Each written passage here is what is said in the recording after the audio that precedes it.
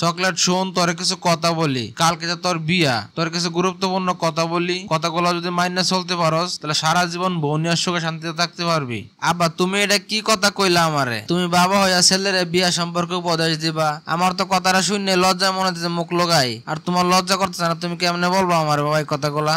এখানে তো লজ্জা করার কিছু না, এসব বিষয় সবারই জানা উচিত যারা বিয়ে শাদী করে নাই হনো। তুই কি জানোস বিয়ার পর নতুন বউরে কেল লাগিয়া কাপড় দেয়া বা পর্দা ডাইকে নেওয়া হয় ফালকিতে কইরা? চাইলে তার রিস্কা দিয়া ঘোড়ার গাড়ি দিয়া নিতে পারতো, তার ফালকিতে আনা হয় এটা বোঝানোর জন্য সে কতটা সম্মানী ব্যক্তি বা তার কতটা মর্যাদা আছে এই বাড়িতে। বর্তমানে এই সময় আইসা তো মানুষ ফালকির কথা ভুলে গেছে গাড়ি ঘোড়ার যুগে। তুই তারা সেই ফালকির মতন করে সম্মানে রাখবি। আচ্ছা তুই কি জানোস নতুন বউ বিয়ার দিন কান্দে কেরে? নতুন বউ কিন্তু বিয়ার দিন শুধু বাপ মার জন্যই কান্দে না বা আত্মীয় স্বজনের জন্যই কান্দে না, সে কিন্তু এরা ভেবে কান্দে যে আমি যার বাড়ি যাইতেছি সে আমার কতটুকু সম্মান দিবে, কিভাবে রাখবে। তুই একটা কথা মনে রাখবে, তোর শ্বশুর বাড়ির যে কান্দছে তোর বউ সেই কান্দা যাতে শেষ কান্দা হয়, তোর বাড়ি যেতে আর না কান্দে। তোর বাড়িতে আইসা একটা মেয়ে মানুষ দুই সময় কান্না করবে। এক হলো তুই যদি মারা যাস বা তোর কিছু হয়, আর দ্বিতীয়টা হলো সে যখন মা হবে তার সুখে সে কান্না করবে। আর এর মাঝখানেও যদি কোনো কিছু নিয়ে কান্নাকাটি করে বা সুখের জন্য আনন্দ জন্য, তাহলে তুই সেই কান্নাকাটির জন্য তুই আদর করবি, একটু সোহাগ করবি, ভালোবাসা দিবি। শোন, বউ কিন্তু একটা আগুনের মতন গরম আবার বরফের মতন ঠান্ডা একটা জিনিস। বউ লোকে তো রাগ দেখান যাবো না, তো তেজ দেখান যাবো না। মাঝে মধ্যে একটু জগাজারি হইলে তুই চুপ করে থাকবি, বউ যা কর কোক, সমস্যা নাই। দেখ আমি কিন্তু এখন রাগী মানুষ, তারপর তোর মারলে কিন্তু রাগ করি না বা জিদ দেখাই না, সেটা বুঝতে হইব।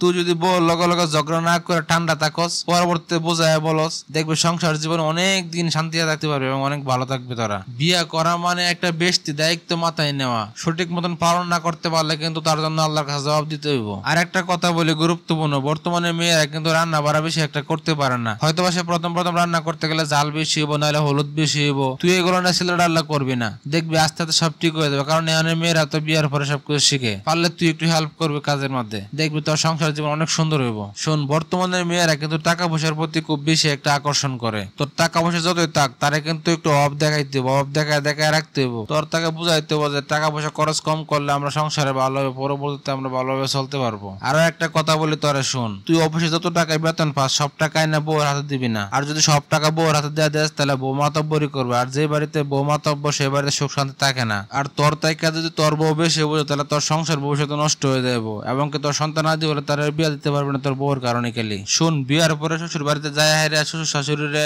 বাবা মা বলে ডাকবি, তারা সম্মান করবি। তুই যদি তারা সম্মান করস তোর বউ আমরা সম্মান করবো, সেটা মাথায় যেন থাকে তোর। আব্বা তোমার সব কটা উপদেশ আমার কাছে অত্যন্ত ভালো লাগছে। তুমি দোয়া করো, তোমার দোয়া ইনশাল্লাহ আমি সবগুলো উপদেশ অক্ষরে অক্ষরে পালন করার চেষ্টা করব, এবং আমার বিশ্বাস তোমার এই উপদেশগুলো যদি আমি পালন করতে পারি তাহলে আমার জীবন এবং আমার বোন নিয়ে আমি সুন্দরভাবে চলতে পারবো এবং তোমাদেরকে দেখাশোনা করতে পারবো, সবাই মিলে একসাথে ভালোভাবে চলতে পারবো। ভালো থাকো বাবা।